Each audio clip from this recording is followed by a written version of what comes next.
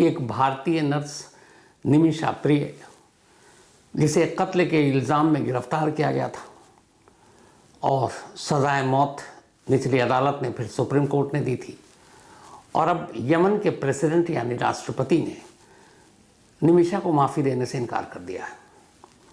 इसका मतलब ये हुआ कि यमन में सज़ाए मौत से बचने के लिए जो आखिरी रास्ता था, वहाँ के प्रेसिडेंट की माफ़ी, अब वो रास्ता बंद हो गया।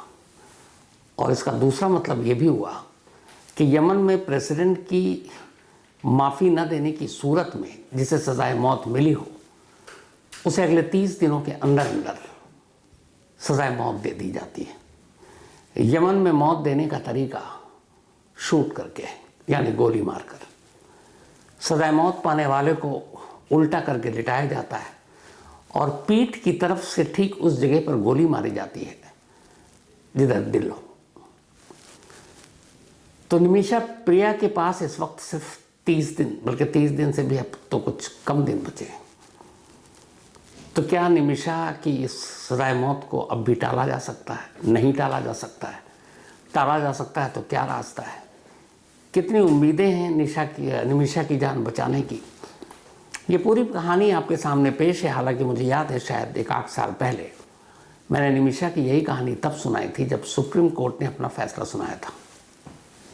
तो पहले वो कहानी आपको, जिन लोगों ने नहीं सुनी है, एक सरसरी तौर पर सुना देता हूँ और फिर लेटेस्ट डेवलपमेंट की पूरी कहानी डिटेल में आपको बताता हूँ। निमिषा प्रिया केरल की रहने वाली, पलक्कड़ एक जगह है, उसी केरल में रहने वाली एक मिडिल क्लास फैमिली से इसने नर्स की पढ़ाई की। पढ़ाई करने के बाद घर वालों ने शादी कर दी हस्बैंड टोनी थॉमस के साथ। टोनी थॉमस अपना छोटा मोटा कारोबार करने वाले। शादी के बाद 2011 में नर्स की नौकरी के तौर पर निमिषा प्रिया को एक ऑफ़र आया यमन से। उसे लगा कि बेहतर अपॉर्चुनिटी है, तो निमिषा ने यमन जाने का फ़ैसला किया। थॉमस उससे प्यार करता था, उसने कहा चलो तुम्हारे करियर के लिए मैं भी वहाँ चलता हूँ, मैं भी कुछ कर लूँगा। तब तक 2 बच्चे भी हो चुके थे। तो निमिषा अपने दोनों बच्चों और पति के साथ 2011 में यमन पहुँच जाती है। वहाँ जाकर जिस सरकारी अस्पताल से उसे नर्स की नौकरी का ऑफ़र मिला था, वहाँ वो ज्वाइन करती है। धीरे धीरे उसका काम ठीक चल रहा था। फिर इस बीच में वो कई नौकरी बदलती है, लेकिन जितनी उम्मीद थी कि शायद इतने पैसे कमाएंगे उतने कमा नहीं पा रहे थे। और उधर थॉमस को लग रहा था कि निमिषा की तो ठीक है नौकरी, बट यमन में उसका अपना कोई कारोबार बहुत अच्छा काम नहीं कर पा रहा था। तो फिर हस्बैंड वाइफ ने मिलकर ये फैसला किया कि थॉमस फ़िलहाल कुछ दिनों के लिए इंडिया जाएगा और बाद में निमिषा भी वापस लौट आएगी। फिर ये लोग केरल में ही अपनी ज़िंदगी बसाएंगे। इस फैसले के बाद 2014 में थॉमस अपने दोनों बच्चों के साथ केरल लौट आया। अब निमिषा यमन में अकेले है और वो वहाँ जॉब कर रही है। इसी दौरान में निमिषा ने कहा कि नौकरी करके बहुत फ़ायदा हो नहीं रहा और उसे नर्सिंग की बहुत जानकारी थी। उसे लगा कि अगर एक छोटा मोटा अपना कोई क्लिनिक यहाँ खोल लें तो शायद ज़्यादा पैसे कमा सकते हैं। जिस अस्पताल में वो काम करती थी वहाँ एक यमन नागरिक हन्नान भी काम करता था और निमिषा के साथ उसकी बहुत अच्छी दोस्ती थी। हन्नान से उसने बात की तो हन्नान ने कहा कि बिल्कुल ये अच्छा आइडिया है, मैं पैसे लगाने को तैयार हूँ। अब चूँकि हन्नान सिटीज़न था यमन का तो उसके लिए तो कोई इशू नहीं थी, लेकिन यहाँ ये था कि क्लिनिक 2 लोग मिलकर खोलेंगे तो दोनों का मालिकाना हक बराबर होगा। जैसे हन्नान का है तो सेम फिर निमिषा का भी होगा। लेकिन यमन का एक कानून आड़े आ रहा था निमिषा को मालिक बनाने में, और वो कानून ये था कि वहाँ कोई भी क्लिनिक, अस्पताल, शॉप, मॉल, कुछ भी जो खोलेगा वो कोई यमन सिटीज़न होना चाहिए। अगर यमन नागरिक नहीं है तो फिर नहीं खोलेगा, खुलेगा उसी के नाम पर। ये यूएई में भी यही कानून है। तो अब यहाँ मुश्किल आई निमिषा को क्या किया जाए, क्योंकि वो आधे पैसे वो भी लगा दी थी जो भी उसने कमाया, पूरी जमा पूंजी। थॉमस ने भी कहा कि तुम्हारे लिए बेहतर अपॉर्चुनिटी है, करो, लेकिन कैसे करे ये कुछ समझ में नहीं आ रहा था। तभी एक रास्ता निकला। हन्नान ने उसे एक आइडिया दिया।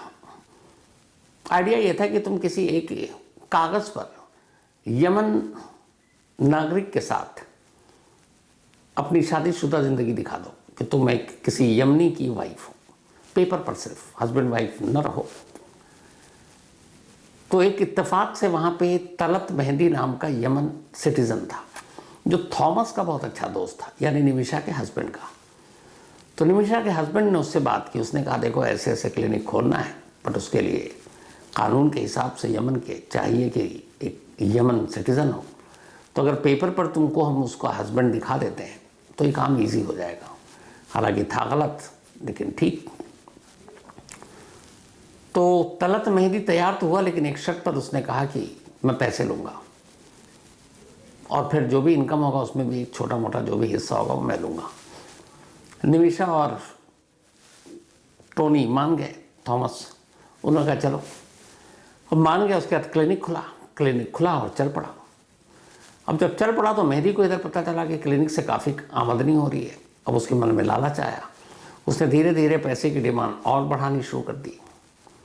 ये सब चल ही रहा था कि इतने फिर हुआ ये कि कहानी में ट्विस्ट कि तलत मेहदी जो सिर्फ कागज़ पर निमिषा का हस्बैंड था, अब वो उससे सचमुच हस्बैंड की तरह बर्ताव करने लगा।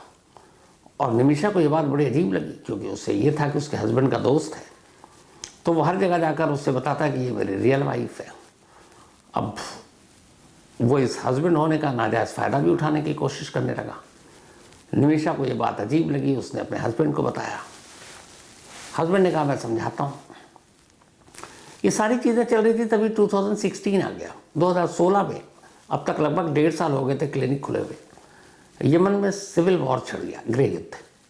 और गृह युद्ध की वजह से हर तरफ मारा काटी सब चलने लगा। फिर ये हुआ कि यमन में ट्रैवल पर भी बैन लग गया। अब भारत ने भी बैन लगा दिया कि कोई भी सिटीज़न यमन ना जाए, वहाँ खतरा है जाने में। तो पूरी दुनिया में एक तरह से ये था कि यमन के ट्रैवल पर बैन, बहुत सारे एयरलाइंस बंद। अब सिविल वॉर की वजह से निमिषा का भी काम धंधा इधर थोड़ा कम, और वो परेशान हो गई थी मेहदी से। तो वो चाहती थी कि अब यमन छोड़कर केरल पहुंच जाए। लेकिन दिक्कत ये थी कि उसका पासपोर्ट मेहदी ने अपने पास रखा हुआ था। उसने कई बार उससे मांगा, गिड़गिड़ाया, कहने लगी तुम पैसे ले लो। मेहदी ने पासपोर्ट देने से इनकार कर दिया। और उधर वो लगातार अब उसको अपनी असली वाइफ समझकर उस पर हक भी जता रहा है। एक बार कुछ ऐसी उसने हरकत की, निमिषा को गुस्सा आया, उसने उसे पीटा। उसने पलट के कुछ हाथापाई की। निमिषा पुलिस स्टेशन पहुंच गई। जाकर उसने रिपोर्ट लिखा दी कि मेरा हस्बैंड नहीं है और मेरे साथ इस तरीके से कर रहा है। पुलिस ने कंप्लेंट की, औरतों के खिलाफ अगर कोई जुल्म हो तो यमन में सख्त कानून है। और अपने ही नागरिक तलत मेहदी को पुलिस ने अरेस्ट कर लिया और उसे जेल भेज दिया। वो कुछ महीने जेल में रहा, फिर बाहर आया। बाहर आने के बाद निमिषा ने फिर उससे कहा कि मेरा पासपोर्ट दे दो, जो भी है क्लिनिक का तुम पैसे ले लो। मेहदी अब लेकिन बदला लेने के मूड में था। निमिषा ने हन्नान से बात की कि पासपोर्ट मुझे मिल जाए, मैं अपने बच्चे अपने हस्बैंड के पास केरल लौट जाऊं। तो हन्नान ने एक दिन उसे आइडिया दिया। उसने कहा देखो तुम्हारा पासपोर्ट उसके घर पर है, हम उसके घर से वो पासपोर्ट चुरा सकते हैं, लेकिन कैसे? और मेहदी के उस घर में रहते हुए कैसे? तो इन दोनों ने तय किया। उस वक्त मेहदी थोड़ा सा बीमार भी था, बहुत सारे लोग देखने जा रहे थे। तो उसने कहा कि चलो उसको देखने के बहाने चलते हैं। तो निमिषा और हन्नान ने यह तय किया कि वहाँ देखने बहाने जाएंगे, और वो बीमार भी चल रहा है और ये एक ट्रेन नर्स भी है, तो कुछ इंजेक्शन भी देने होंगे, मैं ही दे दूँगी, लेकिन एक इंजेक्शन उसको बेहोशी की लगा दूँगी। तो बेहोश होगा, उतनी देर में हम पासपोर्ट ढूंढेंगे और लेकर निकल देंगे। हन्नान और निमिषा इस बात पर एग्री हो गए। इसके बाद ये लोग मेहदी के घर पहुंचते हैं। वहाँ जाने के बाद इत्तेफाक से मेहदी बीमार था, इंजेक्शन लगना ही था। उसने निमिषा से कहा, निमिषा ने वो इंजेक्शन लगा दिया। इंजेक्शन लगाते ही मेहदी बेहोश हो गया। उन्होंने वहाँ से पासपोर्ट ढूंढा, पासपोर्ट मिला, दोनों निकल लिया। लेकिन इधर ये हुआ कि फिर बेहोश मेहदी कभी होश में ही नहीं आया, उसकी मौत हो गई। और मौत की वजह ये थी कि निमिषा ने जो बेहोशी का इंजेक्शन लगाया था वो उसका ओवरडोज हो गया। बेहोशी का इंजेक्शन जब किसी भी ऑपरेशन करते वक्त ये लगाते हैं तो उसकी एक मात्रा होती है, ज़्यादा देने से आदमी की मौत भी हो जाती है। तो सेम ये हुआ कि निमिषा से ये गलती हो गई, ओवरडोज लग गया और मेहदी की मौत हो गई। 4 दिन बाद मेहदी की मौत की जांच शुरू हुई। पता चला सीसीटीवी कैमरे और बाकी चीज़ों से कि दोनों घर पर आए थे और उसी दिन तबीयत बिगड़ी, उसी दिन मौत हुई। पूछताछ के लिए बुलाया गया। निमिषा और हन्नान चूँकि क्रिमिनल थे नहीं, उन्होंने सारी कहानी बता दी। उन्होंने कहा कि हमें तंग करता था, हमने क्लिनिक खोला, उसको पेपर पे हस्बैंड बनाया, लेकिन वो अब नाजायज़ फ़ायदा उठाना चाहता था, पासपोर्ट दे नहीं रहा था, मैं वापस अपने देश जाना चाहती थी और हम सिर्फ उसे बेहोश करने का हमारा इरादा था और बेहोश करके पासपोर्ट लेकर निकल जाना था, लेकिन शायद डोज ज़्यादा हो गया। पुलिस ने दोनों को अरेस्ट किया। अरेस्ट करने के बाद 2020 में मामला वहाँ की लोअर कोर्ट में पहुँचा। लोअर कोर्ट ने निमिषा को सजाए मौत सुना दी। उसकी कोई कहानी नहीं सुनी कि गलती हुई, ओवरडोज, पासपोर्ट। और हन्नान वहाँ का चूँकि सिटीज़न था तो उसको उम्र कैद की सज़ा दी। अब ये बात यहाँ घर पे पता चली केरल में निमिषा के सजाए मौत की। माँ बाप परेशान, पति परेशान, बच्चे परेशान। अब वो जाना चाहते हैं वहाँ, लेकिन सिविल वॉर, ट्रैवल पे रोक, कोई जा नहीं सकता। इसके बाद ये मामला पहुँचा सुप्रीम कोर्ट में, यमन की सबसे बड़ी अदालत। 3 साल बाद 2020 में लोअर कोर्ट ने सजाए मौत सुनाई। 2023 में सुप्रीम कोर्ट ने अपना फैसला सुनाया और उसने भी लोअर कोर्ट के फैसले को बरकरार रखा और निमिषा और हन्नान की कहानी पर यकीन नहीं किया। उनके हिसाब से इन दोनों ने जानबूझकर उसका कत्ल किया था। अब सुप्रीम कोर्ट ने भी सजाए मौत सुना दी। अब आखिरी रास्ता था प्रेसिडेंट। जब सुप्रीम कोर्ट ने सुनाया तो इधर माँ बाप, उधर केरल में एक सेव निमिषा या सेव प्रिया करके एक मूवमेंट चलने लगा। वही मूवमेंट चलाने वाले ऑर्गेनाइजेशन सुप्रीम कोर्ट पहुँचे। उन्होंने कहा कि भारत सरकार मदद करे। सुप्रीम कोर्ट ने भारत सरकार से कहा कि आप इसमें क्या कर रहे हैं। फिर ये था कि ट्रैवल पे रोक है, लेकिन यहाँ सिचुएशन अलग है। कम से कम फैमिली की एक माँ को ही निमिषा के यमन भेजा जाए। भारत सरकार तैयार हो गई और इसी साल के शुरू में, जनवरी के महीने में, निमिषा की माँ यमन जाती है। वहाँ जाकर तमाम फरियाद करती है, मेहदी के फैमिली वालों के आगे हाथ जोड़ती है, मेहदी की वाइफ के आगे हाथ जोड़ती है, लेकिन कोई सुनता नहीं। माँ लौट आती है। अब इंतज़ार था कि प्रेसिडेंट के पास मर्सी पिटीशन गया कि माफ़ी दे दो, और शायद उम्मीद थी कि माफ़ी दे दे। इधर फैमिली लगातार भारत सरकार से कह रहा आप पहल करो, वहाँ के प्रेसिडेंट से बात करो। प्रेसिडेंट से बात भी शायद की गई, लेकिन ये सारी चीज़ें होने के बावजूद 2 दिन पहले, अभी इस साल ख़त्म होने से जस्ट पहले, एक खबर आई यमन से कि जो यमन के प्रेसिडेंट हैं रशद अल अमीनी, तो रशद अल अमीनी ने निमिषा को माफ़ी देने से इनकार कर दिया।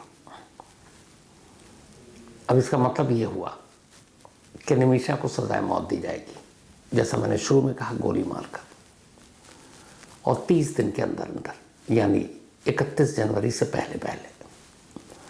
नए साल का आगाज़ 2025 और शुरुआती महीना, पहला महीना, साल ख़त्म होने से पहले ऐसी मनहूस खबर और साल के पहले महीने में ऐसी चीज़ किसी भी परिवार को तोड़ कर रख दे। पूरा परिवार सदमे में। एक बार फिर से भारत सरकार से अपील कर रहा है, और भारत सरकार के फॉरेन मिनिस्ट्री ने, यानी विदेश मंत्रालय ने भरोसा दिलाया कि वो यमन की गवर्नमेंट से बात कर रहे हैं। हमारे एक्सटर्नल अफेयर्स मिनिस्ट्री के स्पोक्स पर्सन ने बाकायदा मीडिया में कहा है कि निमिषा को बचाने के लिए हर मुमकिन कोशिश की जाएगी। लेकिन रास्ते कौन से बचे? अब रास्ता सिर्फ एक बचा है। यमन डेथ पेनल्टी यानी सजाए मौत को लेकर बहुत कट्टर देशों में से एक माना जाता है, और वहाँ नाबालिग यानी बच्चों तक को सजाए मौत दे दी जाती है। और यमन में सजाए मौत देने के जो डेटा है वो बहुत ज़्यादा है, क्योंकि उनके हिसाब से वहाँ कानून के साथ कोई खिलवाड़ करेगा तो उसे सख्त सज़ा मिलेगी। अब ये उनका सख्त कानून और सजाए मौत का डरावना आंकड़ा। अब उस बीच में भारत सरकार के ये आश्वासन परिवार को, लेकिन क्या ऐसा हो पाएगा और क्या रास्ता है? क्योंकि प्रेसिडेंट एक बार अगर माफ़ी देने से इनकार कर दे तो दोबारा प्रेसिडेंट के पास अब ये मामला नहीं जाएगा। यानी lower court, supreme court, president, तीनों के हाथों से ये मामला निकल चुका है। अब निमिषा की ज़िंदगी और मौत सिर्फ एक महिला के हाथ में। खुद निमिषा एक महिला है, और उसकी ज़िंदगी अगर कोई बचा सकती है, बख्श सकती है, तो वो भी एक महिला है। और वो महिला कोई और नहीं बल्कि तलत मेहदी की अपनी बीवी है। अगर तलत मेहदी की बीवी निमिषा को माफ़ी दे दे तो जो 30 दिन की मौत की तलवार लटकी है ये टल सकती है, और निमिषा बरी हो सकती है। निमिषा वापस भारत आ सकती है। लेकिन इसके लिए ज़रूरी है कि मेहदी की वाइफ निमिषा को माफ़ कर दे। और उसकी माफ़ी की दो सूरत है, एक वो सीधे कहे कि मैंने माफ़ किया, क्लियर। दूसरा ऑप्शन है कि वो कहे ठीक है मैं माफ़ कर रही हूँ लेकिन पैसे लूँगी, जिसे ब्लड मनी कहते हैं, जो यूएई में भी है, सऊदी अरब में भी है, बहुत सारे इस्लामिक देशों में, क्योंकि ये शरीयत के हिसाब से ब्लड मनी की बात बहुत पुराने दौर से चली आ रही है। तो एक है कि सिंपल माफ़ी दे दे मेहदी की वाइफ, और दूसरा है कि वो पैसे ले और कहे कि ठीक है आप मुझे ब्लड मनी दो और मैं माफ़ कर दूंगी। हालांकि अभी ये खबर पुख्ता नहीं है, लेकिन यह है कि करीब उसने इंडियन करेंसी में 1.5 से 2 करोड़ रुपए की ब्लड मनी की मांग की है। अगर ये मांग वाकई जेन्युइन है, क्योंकि अभी मैंने कहा कि इस पर कन्फर्मेशन नहीं है, तो भी जो केरल में फैमिली है और जो बाकी एनजीओ जो एक मूवमेंट चला रहा है कि सेव प्रिया, सेव निमिषा, उस एनजीओ ने और बाकी लोगों ने ये कहा है कि अगर वो ब्लड मनी मांगते हैं तो चाहे वो कितनी भी बड़ी रकम हो, हम देने को तैयार हैं, और हम निमिषा को बस बचाना चाहते हैं।